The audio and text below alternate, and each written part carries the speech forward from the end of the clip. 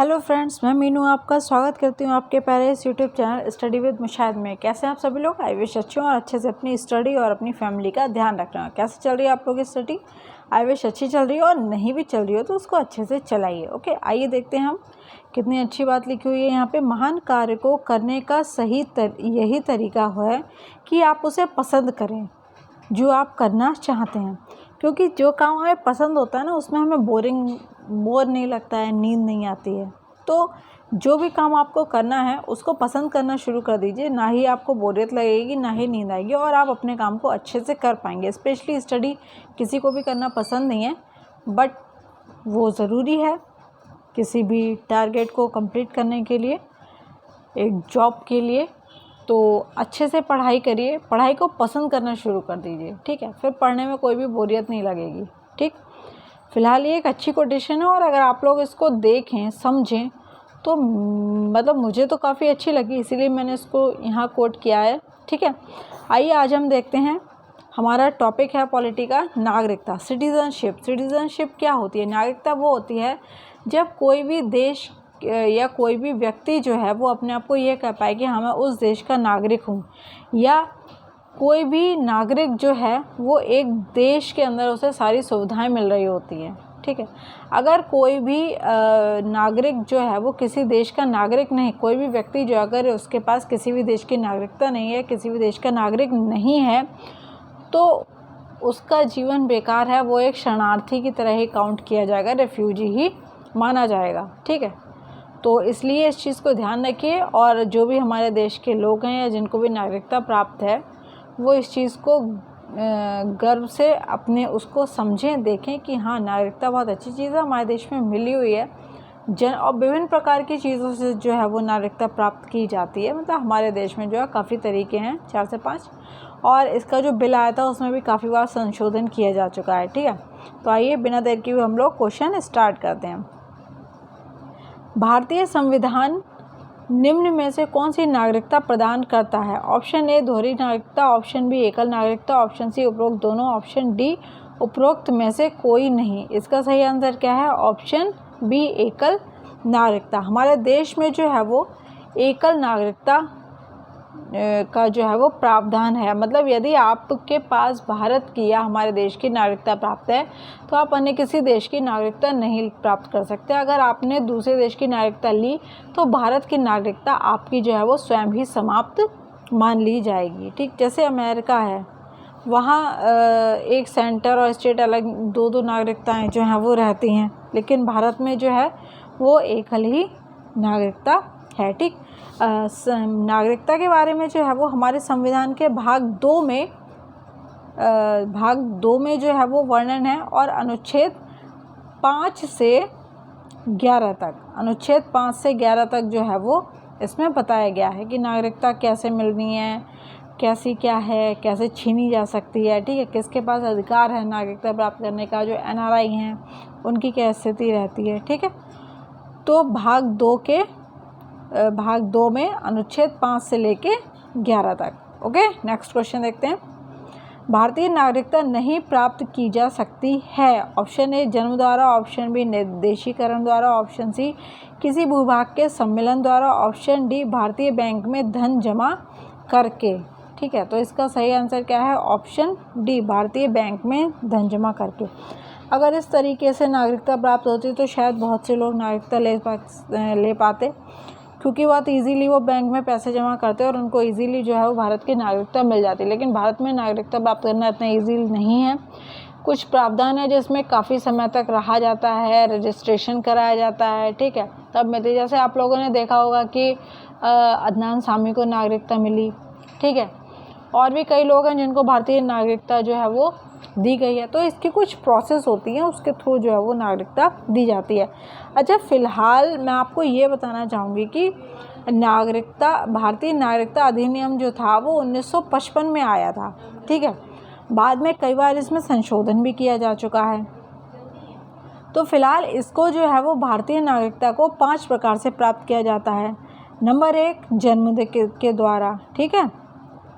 अगर किसी ने यहाँ जन्म लिया है तो उसका जन्म सिद्ध अधिकार हो गया कि हाँ भाई वो भारत का नागरिक है, ठीक?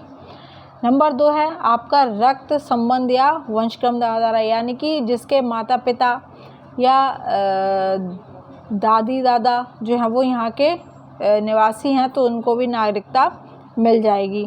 ठीक है। तीसरा होता है रजिस्ट्रीकरण, यानी कि रजिस्ट्रेशन करा के पंजीकरण के द्वारा। ठीक है, कौन सा तीसरा? पंजीकरण द्वारा।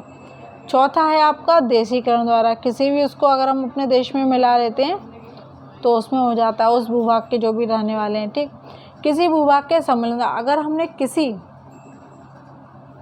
भूभाग को जो है अपने देश में सम्मिलित कर लिया तो वहाँ रहने वाले जो भी लोग हैं वो क्या माने जाएंगे? वो अपने देश के ही, यानी कि उन्हें भारत की नागरिकता प्राप्त हो जाएगी। ठीक है, नेक्स्ट क्वेश्चन देखते हैं।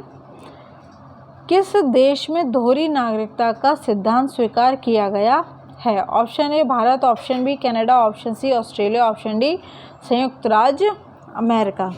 अभी मैंने इसका आंसर जो है वो थोड़ी देर पहले ही दिया है, तो इसका सही आंसर है ऑप्शन डी संयुक्त राज्य अमेरिका। दोहरी नागरिकता का सिद्धांत जो है वो कहाँ है? अमेरिका में स्वीकार किया गया है। वहाँ प्रत्येक नागरिक जो है वो दोहरी नागरिकता प्राप्त करता है। पहला जो है वो उसके पास अमेरिका यानी कि कंट्री की, देश की नागरिकता होती है। दूसरी उसकी उस राज्य की नागरिकता उसको दी गई है जिसमें वह रह रहा है, जहाँ वह निवास करता है। ठीक, इसके विपरीत भारत में क्या है? एकल नागरिकता की व्यवस्था की गई है। ओके, नेक्स्ट क्वेश्चन देखते हैं। निम्न में से कौन नागरिकता के अर्जन हेतु शर्तों को नियत करने के लिए सक्षम है?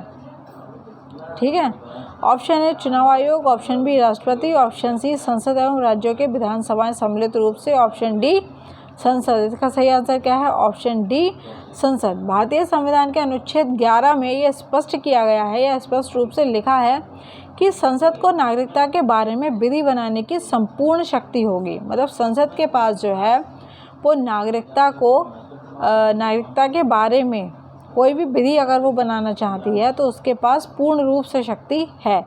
इस शक्ति के प्रयोग में संसद ने जो है वो नागरिकता अधिनियम 1955, जो भी पिछले क्वेश्चन में मैंने आपको बताया है, 1955 में इसका जो अधिनियम आया था, जिसमें नागरिकता के अर्जन और समाप्ति के बारे में विस्तार से उपबंध किया गया है। यानी कि नागरिकता पर किसी भी प्रकार की विधि बनाने का सबसे बड़ा अधिकार किसके पास है? संसद के पास। वह किसको देना है, किससे छीनना है, ये सारी चीज़ें जो है वो इसके थ्रू होती हैं। ओके, संसद का जो है इसमें विशेष रोल है।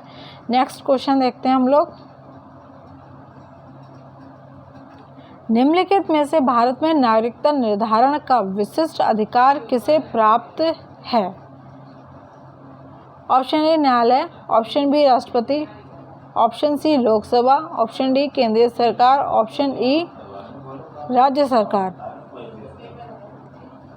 लेकिन यार एक इसमें जो है ऑप्शन जो है वो कुछ गड़बड़ है, कुछ गड़बड़ नहीं है, क्योंकि अभी मैंने पिछले क्वेश्चन में आपको बताया है कि नागरिकता के निर्धारण का या मतलब विशिष्ट शक्ति जो है वो पिछला क्वेश्चन क्या था मैं बताती हूँ।